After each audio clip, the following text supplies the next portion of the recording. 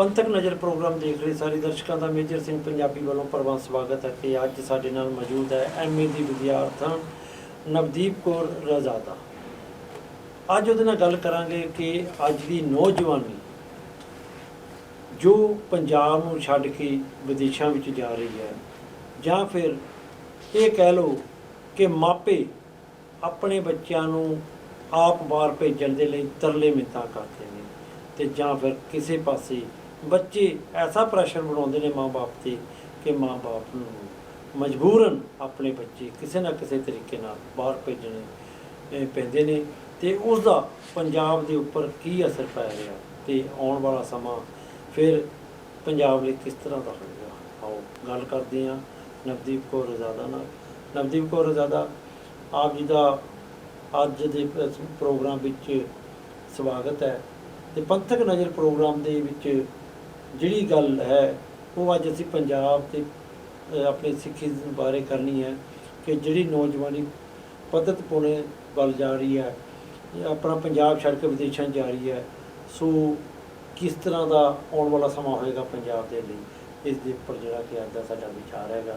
ਤੇ ਮੈਂ ਚਾਹਾਂਗਾ ਕਿ ਤੁਸੀਂ ਆਪਣੀ ਗੱਲ ਜਿਹੜੀ ਹੈ ਕਿ ਆਰੰਭ ਕਰੋ ਕਿ ਕਿਸ ਤਰ੍ਹਾਂ ਦਾ ਇਹ ਸਾਰਾ ਵਰਤਾਰਾ ਹੋਊਗਾ।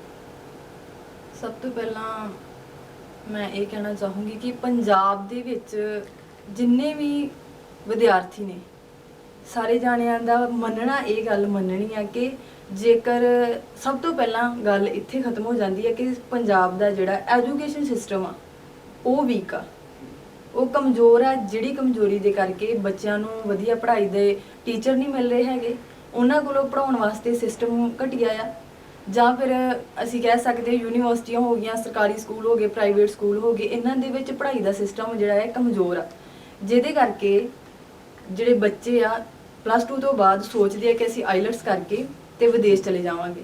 ਵਿਦੇਸ਼ ਜਾਣ ਤੋਂ ਬਾਅਦ ਉਹਨਾਂ ਦਾ ਇਹ ਮੰਨਣਾ ਹੈ ਕਿ ਵਿਦੇਸ਼ਾਂ ਦੇ ਵਿੱਚ ਜਾ ਕੇ ਸਾਡੀ ਜਿਹੜੀ ਪੜ੍ਹਾਈ ਉਹ ਅੱਗੇ ਚੱਲ ਸਕਦੀ ਆ ਤੇ ਜਿਹੜਾ ਸਾਡਾ ਆਉਣ ਵਾਲਾ ਭਵਿੱਖ ਆ ਉਹ ਵਧੀਆ ਬਣ ਸਕਦਾ ਹੈ। ਠੀਕ। ਨਵਦੀਪ ਕੌਰ, ਤੁਸੀਂ ਗੱਲ ਕੀਤੀ ਹੈ ਕਿ ਬੱਚੇ ਮੰਨਦੇ ਨੇ ਕਿ ਇੱਥੇ ਦਾ ਜਿਹੜਾ ਪੜ੍ਹਾਈ ਦਾ ਸਿਸਟਮ ਹੈ ਵਧੀਆ ਨਹੀਂ ਹੈਗਾ। ਹਾਂਜੀ।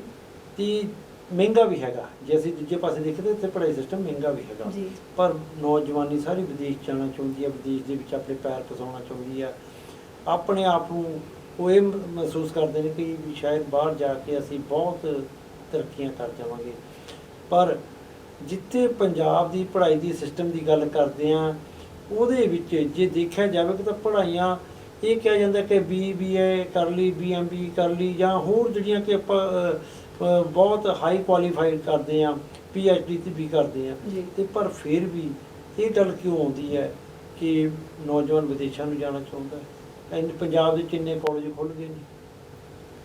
ਉਹੀ ਗੱਲ ਕਿ ਪੰਜਾਬ ਦੇ ਵਿੱਚ ਭਾਵੇਂ ਕਾਲਜ ਖੁੱਲ੍ਹੇ ਨੇ, ਯੂਨੀਵਰਸਿਟੀਆਂ ਦਾ ਸਿਸਟਮ ਆ, ਅਸੀਂ ਦੇਖਦੇ ਹਾਂ, ਮੈਂ ਵੀ ਯੂਨੀਵਰਸਿਟੀ ਵਿੱਚ MA ਕਰ ਰਹੀ ਹਾਂ, ਇਹ ਵੇਖਣ ਨੂੰ ਮਿਲਦਾ ਹੈ ਕਿ ਜਿਹੜੇ ਮਾਰਨਿੰਗ ਡਿਪਾਰਟਮੈਂਟ ਵਾਲੇ ਬੱਚੇ ਹੈਗੇ ਆ, ਉਸ ਮਾਰਨਿੰਗ ਡਿਪਾਰਟਮੈਂਟ ਦੇ ਵਿੱਚ ਸਟੂਡੈਂਟ ਇੰਨੇ ਕੁ ਹੁੰਦੇ ਆ ਕਿ ਲਗਭਗ 100 ਦੇ ਕਰੀਬ ਬੱਚੇ ਹੁੰਦੇ ਆ ਇੱਕ ਕਲਾਸ ਦੇ ਵਿੱਚ। ਠੀਕ ਹੈ।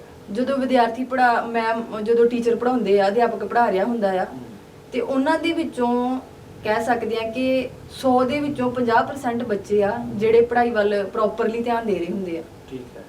ਤੇ ਜਿਹੜੇ 50% ਪਿੱਛੇ ਬੈਠ ਗਏ ਆ, ਉਹਨਾਂ ਦਾ ਇਦਾਂ ਹੈ ਕਿ ਕਲਾਸ ਲਗਾਈ, ਅਟੈਂਡੈਂਸ ਤੱਕ ਸੀਮਤ ਆ ਕਿ ਸਾਡੀ ਅਟੈਂਡੈਂਸ ਪੂਰੀ ਹੋ ਜਾਵੇ। ਠੀਕ ਹੈ। ਕਿਉਂਕਿ ਉਹਨਾਂ ਦੇ ਪਿੱਛੇ ਉਹਨਾਂ ਦਾ ਜਿਹੜਾ ਕਹਿ ਸਕਦੇ ਆ ਕਿ ਇੱਕ ਅਮੀਰ ਵਰਗ ਆ, ਉਹਨਾਂ ਬੱਚਿਆਂ ਨੂੰ ਫਿਕਰ ਆ ਜਿਹੜੇ ਆਪਣੇ ਘਰਾਂ ਤੋਂ ਬਾਹਰ ਆਏ ਆ, ਉਹਨਾਂ ਨੂੰ ਪਤਾ ਆ ਕਿ ਸਾਨੂੰ ਪੜ੍ਹਾਈ ਦੀ ਲੋੜ ਆ, ਅਸੀਂ ਅੱਗੇ ਵਧਣਾ ਆ।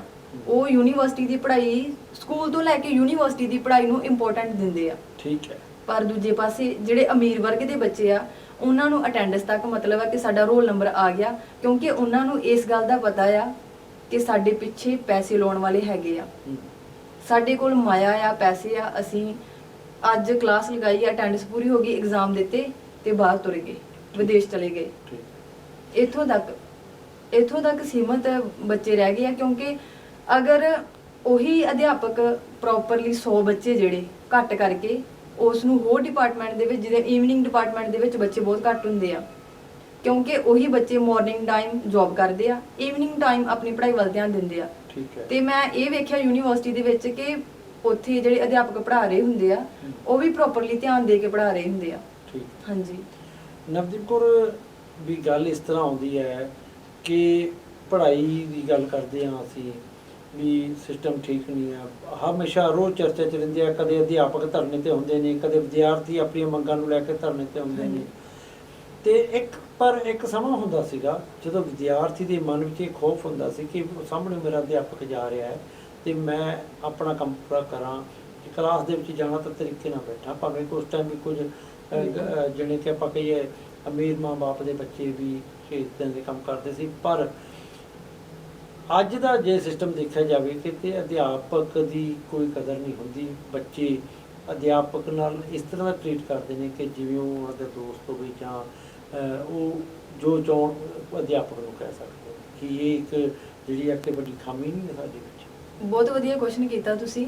ਕਦੇ ਕਦੇ ਮੇਰੇ ਆਪ ਦੇ ਮਨ ਵਿੱਚ ਵੀ ਇਹ ਚੀਜ਼ ਆਉਂਦੀ ਆ ਕਿ ਜਦੋਂ ਅਸੀਂ ਵੀ ਛੋਟੇ ਹੁੰਦੇ ਸੀ ਤੇ ਸਾਨੂੰ ਇਸ ਚੀਜ਼ ਦਾ ਬਹੁਤ ਡਰ ਹੁੰਦਾ ਸੀ ਕਿ ਸਾਡੇ ਸਰ ਆ ਰਹੇ ਸਾਹਮਣੇ, ਸਾਡੇ ਮੈਡਮ ਆ ਰਹੇ ਆ ਤੇ ਅਸੀਂ ਜਿਹੜਾ ਕੰਮ ਕਰ ਰਹੇ ਹੁੰਦੇ ਸੀ ਬਲਕਿ ਅਸੀਂ ਉੱਥੋਂ ਮੈਮ ਨੂੰ ਵੇਖ ਕੇ ਲੁਕ ਜਾਣਾ, ਸਾਡੇ ਮਨ ਦੇ ਵਿੱਚ ਡਰ ਹੁੰਦਾ ਸੀ।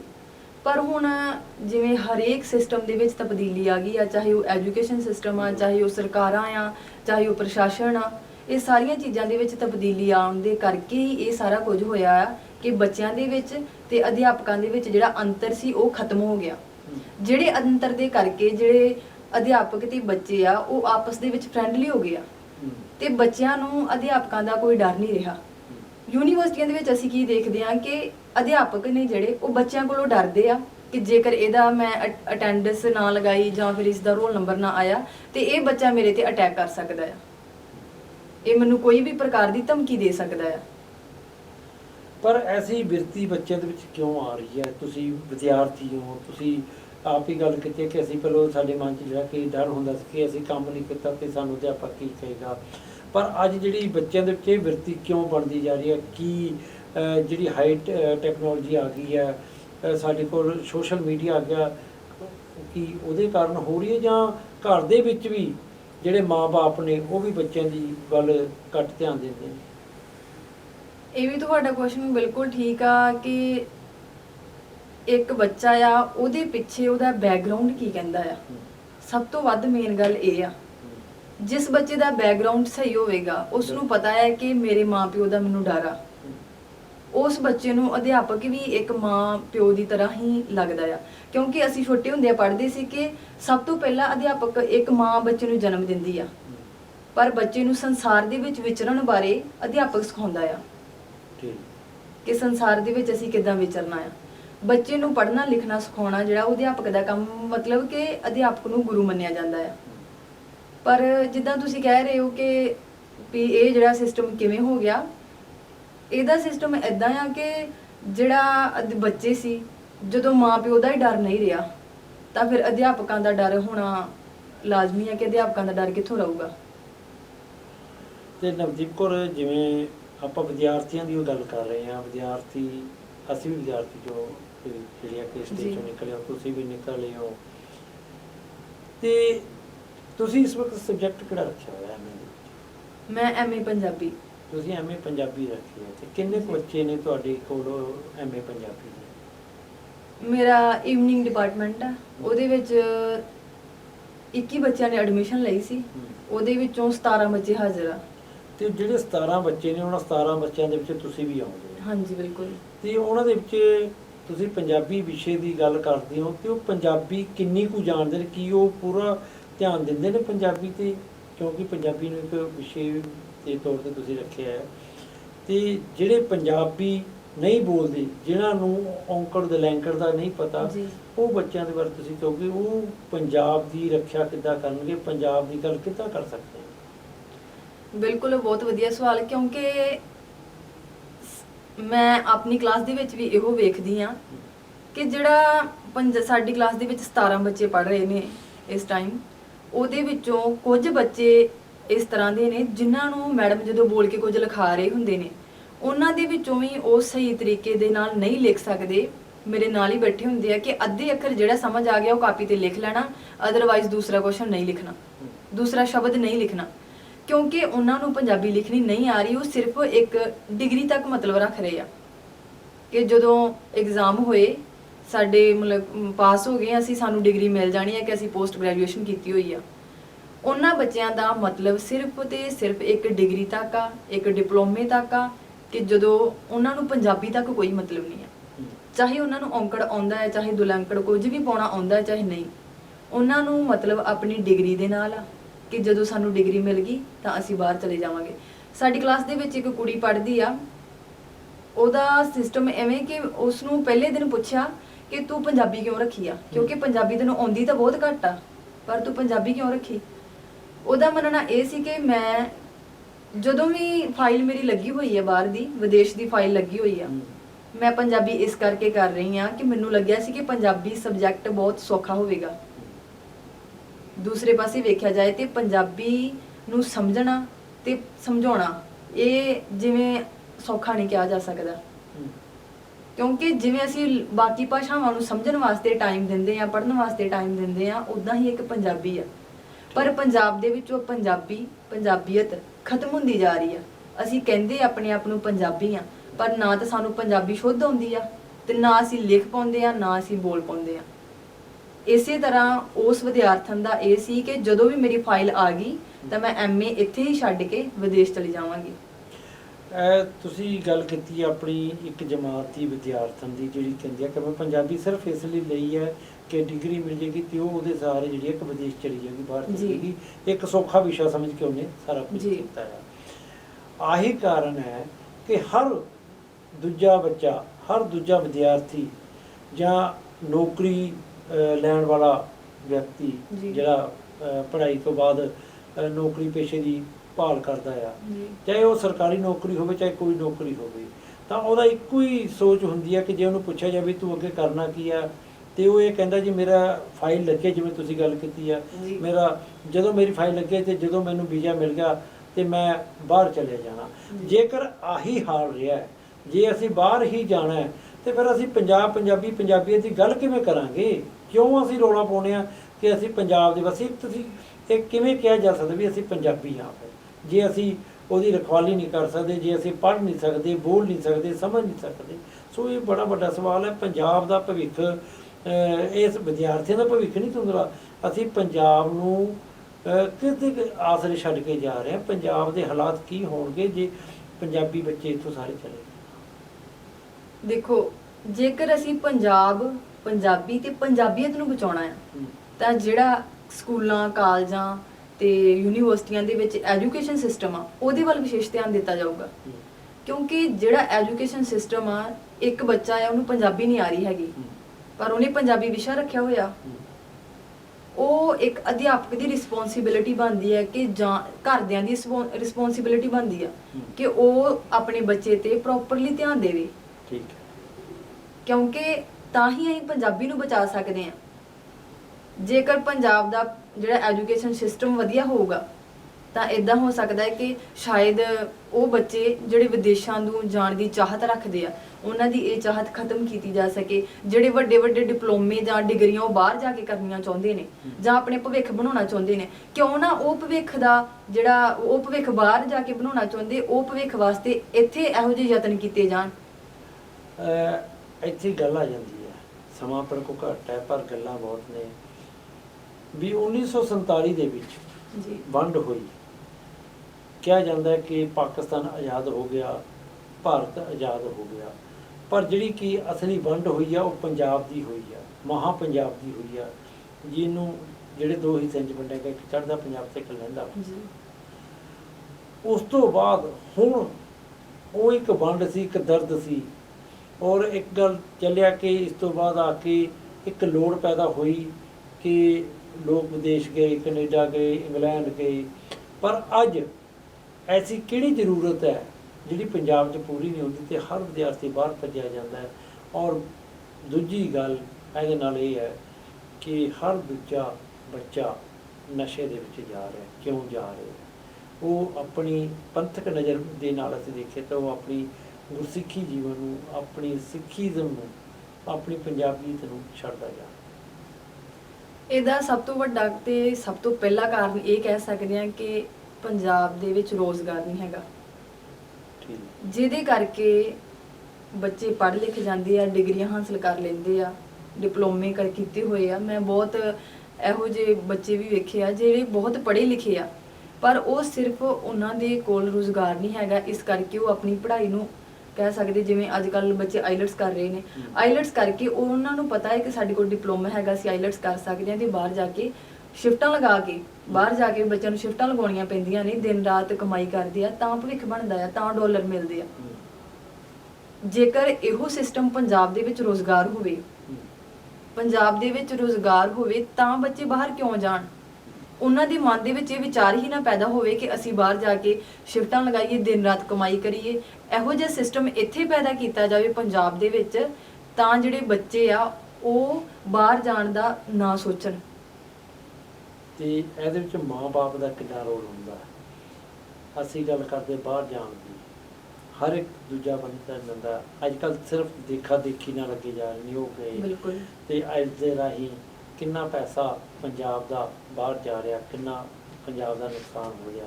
ਕਦੇ ਇਸ ਬਾਰੇ ਕਿਉਂ ਨਹੀਂ ਸੋਚਿਆ ਜਾਂਦਾ? ਮਾਂ-ਬਾਪ ਦਾ ਕਿਉਂ ਇਹ ਹਰ ਬੱਚੇ ਨੂੰ ਬਾਹਰ ਭੇਜਣਾ ਚਾਹੁੰਦੇ ਨੇ? ਕਿਉਂ? ਤੁਸੀਂ ਗੱਲ ਕੀਤੀ ਹੈ ਕਿ ਪੰਜਾਬ ਦੇ ਵਿੱਚ ਰੁਜ਼ਗਾਰ ਨਹੀਂ ਹੈ, ਪਰ ਜੇ ਦੇਖਿਆ ਜਾਵੇ ਜਿਹੜੇ ਦੂਜੇ ਸੂਬਿਆਂ 'ਚੋਂ ਆ ਰਹੇ ਨੇ, ਉਹ ਪੰਜਾਬ 'ਚੋਂ ਕਮਾਈਆਂ ਕਰ ਕਰਕੇ ਬਾਹਰ ਜਾ ਰਹੇ ਨੇ, ਉਹਨਾਂ ਨੂੰ ਰੁਜ਼ਗਾਰ ਮਿਲਦਾ, ਤੇ ਆਪਣੇ ਬੱਚੇ ਇਹਨੂੰ ਕਿਉਂ ਨਹੀਂ ਮਿਲਦਾ?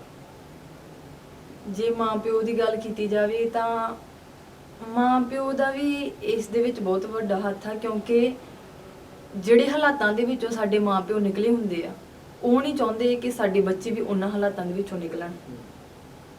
ਕਿਉਂਕਿ ਜੇਕਰ ਇੱਕ ਪਿਓ ਆ ਉਹ ਪੜ੍ਹਿਆ ਲਿਖਿਆ ਆ, ਇੱਕ ਮਾਂ ਆ ਉਹ ਪੜ੍ਹੀ ਲਿਖੀ ਆ, ਪਰ ਉਹਦੇ ਕੋਲੋਂ ਕੋਈ ਨੌਕਰੀ ਪੇਸ਼ਾ ਨਹੀਂ ਆ, ਪਿਓ ਕੋਲ ਕੋਈ ਨੌਕਰੀ ਨਹੀਂ ਹੈਗੀ, ਤਾਂ ਉਹਨਾਂ ਨੂੰ ਪਤਾ ਆ ਕਿ ਜੇਕਰ ਮੈਂ ਆਪਣੇ ਬੱਚੇ ਨੂੰ ਇੱਥੇ ਪੜ੍ਹਾ ਲਿਖਾ ਤਾਂ ਵਧੀਆ ਲਵਾਂਗਾ, ਪਰ ਜਿਹੜੀ ਨੌਕਰੀ ਦੀ ਗੱਲ ਆਉਂਦੀ ਆ ਉਹ ਤਾਂ ਫੇਰ ਨਹੀਂ ਮਿਲਣੀ ਹੈਗੀ।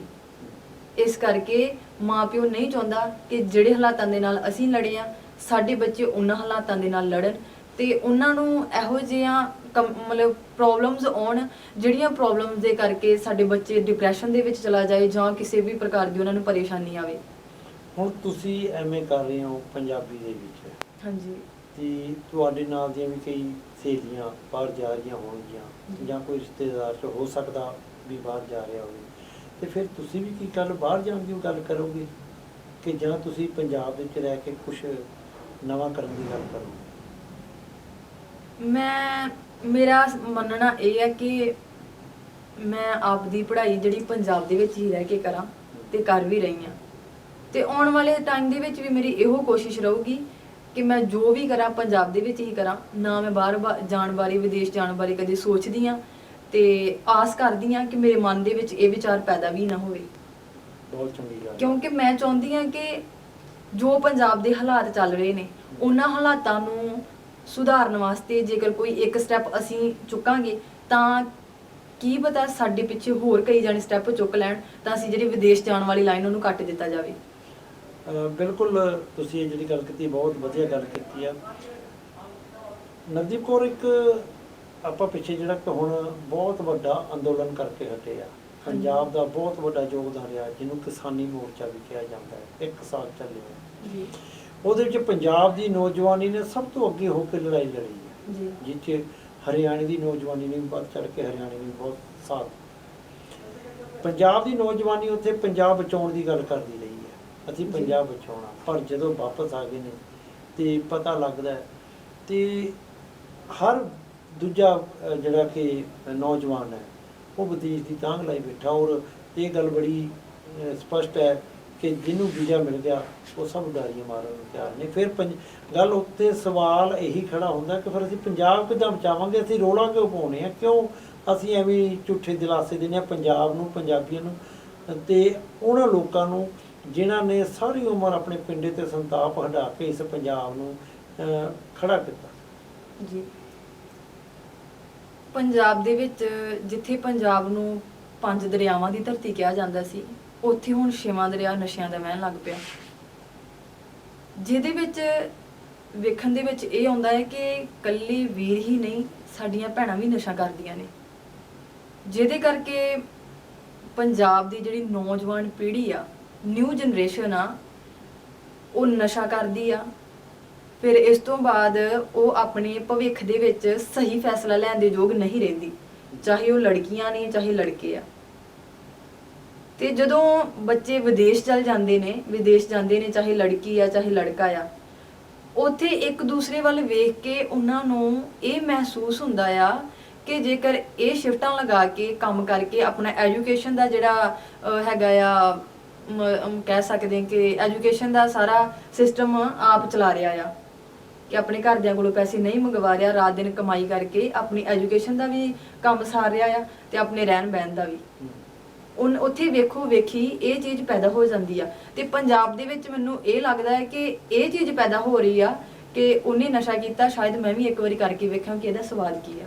ਪੰਜਾਬ ਦੇ ਵਿੱਚ ਨਸ਼ਾ ਇੰਨਾ ਵੱਧ ਗਿਆ ਆ ਕਿ ਜਿਹੜਾ ਨੌਜਵਾਨ ਪੀੜ੍ਹੀ ਨੂੰ ਅੱਗੇ ਜਾਣ ਦੀ ਥਾਂ ਤੇ ਪਿੱਛੇ ਖਿੱਚ ਰਿਹਾ ਆ।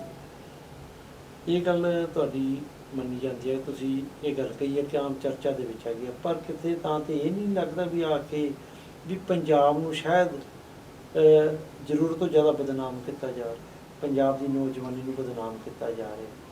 ਪੰਜਾਬ ਦੇ ਵਿੱਚ ਐਸੇ ਨੌਜਵਾਨ ਵੀ ਤਾਂ ਕਿ ਅਸੀਂ ਜਿਵੇਂ ਹੁਣ ਅੰਦੋਲਨ ਦੇ ਵਿੱਚ ਹੀ ਦੇਖਿਆ ਕਿਸ ਤਰ੍ਹਾਂ ਉਹਨਾਂ ਨੇ ਜਿਹੜੀ ਆ ਕਿ ਖੱਡੇ ਭਰੇ, ਕਿਸ ਤਰ੍ਹਾਂ ਉਹਨਾਂ ਨੇ ਗੱਡੀਆਂ ਚੱਕ ਕੇ ਪਾਸੇ ਕਰਤੀਆਂ। ਤੇ ਇਹ ਪੰਜਾਬ ਦੇ ਨਸ਼ੇੜੀ ਨੌਜਵਾਨ ਤਾਂ ਨਹੀਂ ਸੀਗੇ, ਇਹ ਪੰਜਾਬ ਦੇ ਉਹ ਨੌਜਵਾਨ ਸੀ ਜਿਹੜੇ ਦੁੱਧ ਮਲਾਈਆਂ ਨਾਲ ਪਾਲੇ ਹੋਏ।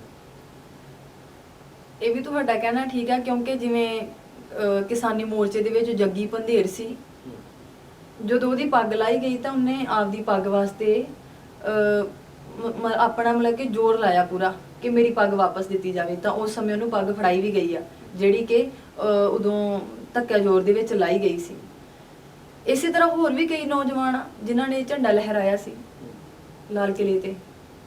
ਬਾਕੀ ਇਹ ਕਹਿ ਸਕਦੇ ਆ ਕਿ ਉਹਨਾਂ ਨੌਜਵਾਨਾਂ ਨੇ ਕਿਸਾਨੀ ਮੋਰਚੇ ਦੇ ਵਿੱਚ ਤਾਂ ਬਹੁਤ ਕੁਝ ਕੀਤਾ, ਅੱਗੇ ਆਏ ਆ। ਰਾਤ ਲਾਈਟਾਂ ਦਾ ਪ੍ਰਬੰਧ ਜੇਕਰ ਖਰਾਬ ਹੋ ਗਿਆ, ਉਹਨਾਂ ਲਾਈਟਾਂ ਦਾ ਪ੍ਰਬੰਧ ਕੀਤਾ। ਖਾਣੇ ਦਾ ਪ੍ਰਬੰਧ ਵੀ ਅੱਗੇ ਹੋ ਕੇ ਨੌਜਵਾਨ ਕਰਦੇ ਰਹੇ ਆ ਕਿ ਉਹਨਾਂ ਨੂੰ ਇਹ ਸੀ ਕਿ ਸਾਡੇ ਬਜ਼ੁਰਗਾਂ ਨੂੰ ਕੋਈ ਪ੍ਰੋਬਲਮ ਤੰਗੀ ਪੇਸ਼ੀ ਨਾ ਆਵੇ ਜਦੋਂ ਤੱਕ ਅਸੀਂ ਨੌਜਵਾਨ ਹੈ ਆ ਇੱਥੇ ਦਾ। ਉਹ ਨੌਜਵਾਨਾਂ ਨੇ ਕਿਸਾਨੀ ਮੋਰਚੇ ਦੇ ਵਿੱਚ ਅੱਗੇ ਰਹਿ ਕੇ ਬਹੁਤ ਕੁਝ ਕੀਤਾ। ਪਰ ਜਦੋਂ ਸਮਾਂ ਉਹਨਾਂ ਦਾ ਆਇਆ ਤਾਂ ਉਸ ਵੇਲੇ ਸਰਕਾਰਾਂ ਵੀ ਪਾਸਾ ਵੱਟ ਗਈਆਂ, ਜਿਹੜੇ ਲੀਡਰ ਖੜੇ ਸੀ ਉਸ ਸਮੇਂ ਲੀਡਰ ਸੀ ਉਹ ਵੀ ਪਾਸਾ ਵੱਟ ਗਏ। ਉਹਨਾਂ ਨੇ ਉਹ ਕਾਰਜ ਨਹੀਂ ਕੀਤੇ ਜਿਹੜੇ ਉਹਨਾਂ ਨੌਜਵਾਨਾਂ ਵਾਸਤੇ ਕਰਨਾ ਚਾਹੀਦੇ ਸੀ।